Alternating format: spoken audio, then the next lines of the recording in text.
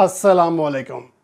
मैं हूं अख्तर अब्बासी और आप देख रहे हैं वर्ल्ड स्पोर्ट्स।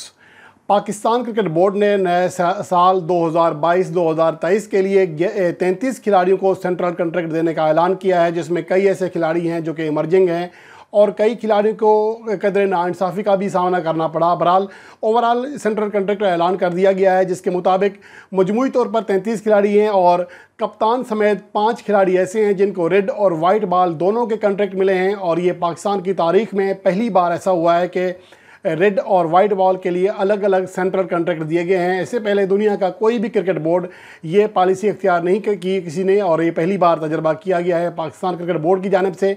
बहरहाल जो खिलाड़ी हैं, जिन्हें 10 खिलाड़ी ऐसे हैं जिन्हें सिर्फ और सिर्फ रेड बॉल का कॉन्ट्रैक्ट दिया गया है, यानी कि टेस्ट क्रिकेट के हवाले से, और 11 खिलाड़ियों को वाइट बॉल का कॉन्ट्रैक्ट मिला है, यानी कि ये वो खिलाड़ी जिन्हें सिर्फ एक फॉर्मेट का कॉन्ट्रैक्ट मिला है। और इसके अलावा अगर मजमूई तौर पर देखा जाए तो डोमेस्टिक क्रिकेट में अच्छी कारकर्दगी दिखाने वाले 7 खिलाड़ियों को भी इमर्जिंग कॉन्ट्रैक्ट कैटेगरी में कॉन्ट्रैक्ट दिया गया है। तो ये सूरत हाल है।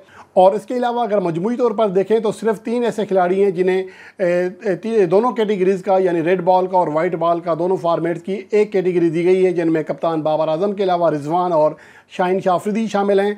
यकीनी तौर पर इनकी बनती भी थी एक कैटेगरी। बाबर आजम दुनिया के नंबर 1 वाइट बॉल प्लेयर हैं और चौथे नंबर पर हैं टेस्ट रैंकिंग में, पाकिस्तान टीम को लीड कर रहे हैं, उनकी जगह बनती थी। और रिजवान की कारकर्दगी भी शानदार है, दूसरे नंबर पर है T20 रैंकिंग में। और शाहीन शाह अफरीदी वाज़ेह तौर पर पाकिस्तान के स्ट्राइक फास्ट बॉलर हैं और उन्हीं के गिर्द पाकिस्तान की बॉलिंग लाइन घूमती है।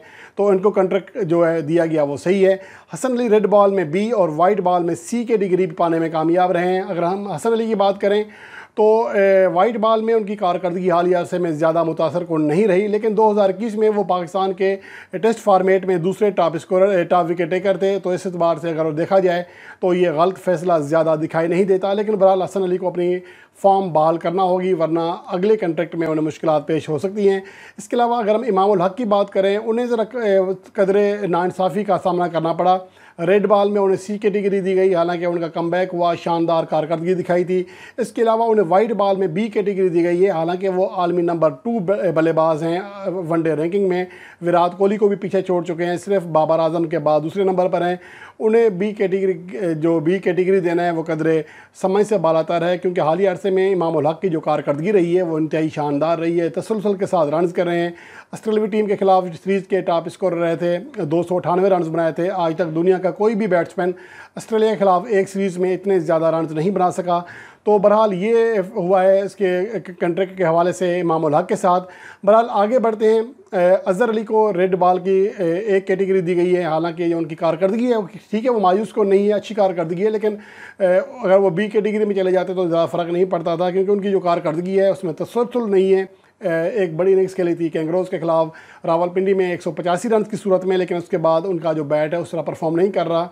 लेकिन उम्मीद है कि वो अपनी इस कैटेगरी से, जो एक कैटेगरी है, उससे इंसाफ करेंगे 2022-2023 के सीज़न में।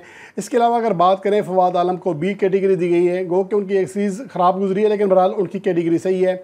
अब्दुल्ला शफीक, नसीम शाह और नुमान अली को रेड बॉल की C कैटेगरी दी गई है, तो ये भी सही है। इस पर कोई बड़ा ऐसी चीज़ नहीं है जिस पे हम एहतियात करें। लेकिन जो बड़ी बात यह है वो D कैटेगरी में सरफराज अहमद और शान मसूद की शमूलियत है। अगर हम बात करें सरफराज अहमद की, उसके हवाले से कराची कोच साफ़ी दोस्त जो हैं वो भी ज़्यादा एहतियात कर रहे हैं कि पाकिस्तान टीम के साबिक़ कप्तान के साथ ही नाइंसाफ़ी है, उन्हें D कैटेगरी में रखा जाए। लेकिन बहरहाल सरफराज अहमद चूँकि ज़्यादा नुमाइंदगी नहीं करते पाकिस्तान की, इवन के टेस्ट फॉर्मेट हो या वाइट बॉल के जो मैचेस हैं, क्योंकि रिजवान अच्छा परफॉर्म कर रहे हैं। लेकिन बहरहाल जो D कैटेगरी है उनको बेहतर था कदर B या C में रखा जाता, लेकिन चूँकि कोई मैच नहीं खेलते इसलिए ज़्यादा गलत फैसला नहीं है जितना एहतियात किया जा रहा है। लेकिन बहरहाल शान मसूद के हवाले से ज़रूर है कि वो एक बेहतरीन फॉर्म में है, पाकिस्तान के तीसरे ओपनिंग बैट्समैन हैं और उस पर इतनी शानदार फॉर्म में है कि ये कहना मुश्किल हो रहा है कि किसकी जगह खिलाया जाए, क्योंकि उनके खिलाना बहुत ज़रूरी है। हालिया अरसे में ना सिर्फ वो वाइट बॉल बल्कि रेड बॉल दोनों फॉर्मेट में शानदार कारकर्दगी दिखा रहे हैं। हालिया काउंटी चैम्पियनशिप में लगातार 2 डबल सेंचुरियाँ बनाई थी और रवां साल वो T20 फॉर्मेट में 1000 रन पूरे करने वाले हैं और लीडिंग बैटर हैं 2022 के T20 फॉर्मेट में। तो शान मसूद के साथ कदर जाती है, कम अज़ कम उन्हें B या C कैटेगरी में रखा जाना चाहिए था, उन्हें D कैटेगरी में रखा गया है। और उसके अलावा कुछ तनकीद हो रही है फ़हीम अशरफ के हवाले से कि उनको कोई कैटेगरी नहीं दी गई। मेरे ख्याल में ये गलत फ़ैसला नहीं है, सही फ़ैसला है, क्योंकि फ़हीम अशरफ एक तो वाइट बॉल में परफॉर्म नहीं कर रहे थे, सिर्फ रेड बॉल में परफॉर्मेंस थी उनकी। लेकिन रेड बॉल में भी वो जब साउथ अफ्रीकी टीम पाकिस्तान का टूर करने आई थी, उसके बाद से उनकी बैटिंग में जो परफॉर्मेंस थी वो भी मुतासर हुई थी, और बॉलिंग में तो वो उनकी परफॉर्मेंस कभी अच्छी रही ही नहीं है टेस्ट फॉर्मेट में ख़ास तौर पर। तो इसलिए उनको कॉन्ट्रैक्ट ना देना इतना कोई गलत फ़ैसला नहीं है जितना कि मीडिया के कुछ लोग तनकीद कर रहे हैं। और इसके अलावा फ़खर जमान और शादाब खान को सेंट्रल कॉन्ट्रैक्ट में वाइट बॉल की एक कैटेगरी दी गई है, मेरे ख्याल में सही है। नायब कप्तान है शादाब खान और फ़खर जमान, गो के उनकी कारकर्दगी के हवाले से मैं कहता हूँ कि तसलसल नहीं है हालिया अरसे में, लेकिन बहरहाल उनको ये कॉन्ट्रैक्ट दिया गया है। नवाज इस तरह आगे चलें, कुछ नौजवान खिलाड़ी हैं जिनको कैटेगरी दी गई, पहली बार इमर्जिंग कैटेगरी जिसमें नौजवान खिलाड़ी आते हैं। उसमें अच्छी बात है कि 7 प्लेयर्स को शामिल किया गया है। और यहाँ ये बात भी काबिल ज़िक्र है कि पाकिस्तान क्रिकेट बोर्ड ने जो नया सेंट्रल कॉन्ट्रैक्ट किया है, इसमें ना सिर्फ 10% इजाफा किया है बल्कि कुछ खिलाड़ियों का 30% भी इजाफा किया है, मैच फीस में इजाफा किया है। तो बहरहाल ये अच्छी चीज़ है। बहरहाल आगे बढ़ते हैं कि कॉन्ट्रैक्ट में कितने कितने खिलाड़ी किस तरह गए। अगर हम एक कैटेगरी की बात करें तो पहले हम बात करते हैं ए कैटेगरी रेड बॉल में 4 रहे, 2 बी कैटेगरी में रखे गए, सी में 4 रखे गए और डी में 6। और अगर हम वाइट बॉल की बात करें तो 5 खिलाड़ियों को ए कैटेगरी मिली, 2 को बी, 2 ही को सी और 6 खिलाड़ियों को डी कैटेगरी मिली, जबकि इमर्जिंग में 7 खिलाड़ी रखे गए। तो इस तरह अगर हम लिस्ट की बात करें रेड बॉल के जो कॉन्ट्रैक्ट याफ्ता प्लेयर हैं, अगर हम सबसे पहले ए कैटेगरी की बात करें तो उसमें बाबर आजम, रिजवान, शाहीन शाह अफरीदी, अज़हर अली शामिल हैं। ये 4 ऐसे खिलाड़ी हैं जिन्हें रेड बॉल की एक कैटेगरी मिली है। इसके बाद अगर बी कैटेगरी की बात करें 2 खिलाड़ी रखे गए हैं, हसन अली और फवाद आलम। सी कैटेगरी में इमाम उल हक, नसीम शाह शामिल हैं। इसके अलावा नुमान अली और अब्दुल्ला शफी को भी सी कैटेगरी में रखा गया। जबकि डी कैटेगरी रेड बॉल की उसमें यासिर शाह जो एक दौर पे एक कैटेगरी पाते थे, उन्हें डी कैटेगरी मिली है। उसकी वजह ये है कि वो हालिया अरसे में ज़्यादा आउट ऑफ टीम रहे हैं इंजरी की वजह से या दीगर मसाइल की वजह से। आबिद अली भी डी कैटेगरी में हैं, शान मसूद भी हैं, साउद शकील और सरफराज अहमद। ये रेड बॉल का कॉन्ट्रैक्ट है बराए 2022 और 23। इसके अलावा अगर वाइट बॉल की बात करें तो ए कैटेगरी की बात करते हैं। सबसे पहले बाबर आजम ए कैटेगरी में है, उनके अलावा उनके साथ जो खिलाड़ी शामिल हैं, मोहम्मद रिजवान शामिल हैं, शाहीन शाह अफरीदी और शादाब खान के अलावा फ़खर जमान शामिल हैं।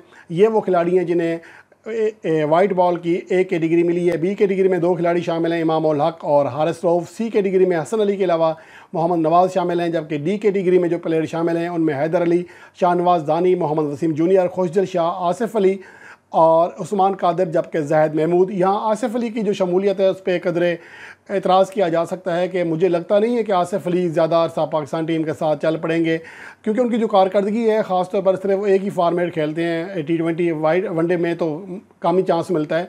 लेकिन वो अपनी पोजीशन से अभी तक इंसाफ नहीं कर पाए। उनको जो जगह मिली है वो ज़रा कदरे हैरान कुन है, तो उनको बहरहाल चीफ सेलेक्टर ने अपनी कैटेगरी में रखा है। और उसके अलावा हम बात करेंगे इमर्जिंग प्लेयर जिन्हें इमर्जिंग कैटेगरी में रखा गया है। उनमें सलमान अली आगा शामिल हैं, हसीबुल्ला, मोहम्मद हुरैरा, उनकी कारकर्दगी शानदार रही थी। शोएब मलिक के ये भतीजे हैं। उनके अलावा अली उस्मान, कामरान गुलाम, कासिम अकरम और मोहम्मद हारिस को इमर्जिंग कैटेगरी का कॉन्ट्रैक्ट दिया गया। मोहम्मद हारिस पाकिस्तान के लिए वेस्ट इंडीज़ के खिलाफ जो सीरीज़ थी उसमें डेब्यू करने में कामयाब रहे थे, जिसमें वो बड़ी कारकर्दगी नहीं दिखा सके थे। कामरान जो गुलाम है वो एक मंझे हुए बैट्समैन है, फर्स्ट क्लास। पाकिस्तान की जानिब से एक आज़म ट्रॉफी में सबसे ज़्यादा रन्स बनाने का रिकॉर्ड तोड़ चुके हैं। लाहौर कलंदर के लिए खेलते हैं और KPK की जानिब से डोमेस्टिक क्रिकेट खेलते हैं। तो ओवरऑल वो भी एक बासलाहियत प्लेयर हैं। तो ये सूरत हाल रही है सेंट्रल कॉन्ट्रैक्ट की। और इसके अलावा इफ्तिखार अहमद को बहर किया गया, जो कि खिलाफ तवक्को नहीं है। ऐसा लग रहा था कि उन्हें बहर किया जाएगा क्योंकि वो पाकिस्तान के लिए वैसी कारकर्दगी नहीं दिखा सके जैसा कि उनसे उम्मीद की जा रही थी। तो ये सूरत हाल है सेंट्रल कॉन्ट्रैक्ट की। और इसके हवाले से जो बाकी चीज़ें, अगर आप लोगों की तरफ से कोई ऐसे क्वेश्चंस आते हैं कि इस खिलाड़ी को क्यों नहीं रखा गया, उसकी कारकर्दगी कैसी थी, या ख़राब थी या अच्छी थी, तो फिर उसके बाद उसको हम सवाल और जवाब में शामिल कर लेंगे। बहरहाल सेंट्रल कॉन्ट्रैक्ट के हवाले से जो नए कॉन्ट्रैक्ट मिले हैं और उस पर तबसरा भी और उसकी तफसील भी मैंने आपके साथ शेयर की। अब तक के लिए इतना ही। आने वाली वीडियो में किसी नए टॉपिक के साथ आपकी खिदमत में हाजिर हूँगा। तब तक के लिए अल्लाह निगहबान।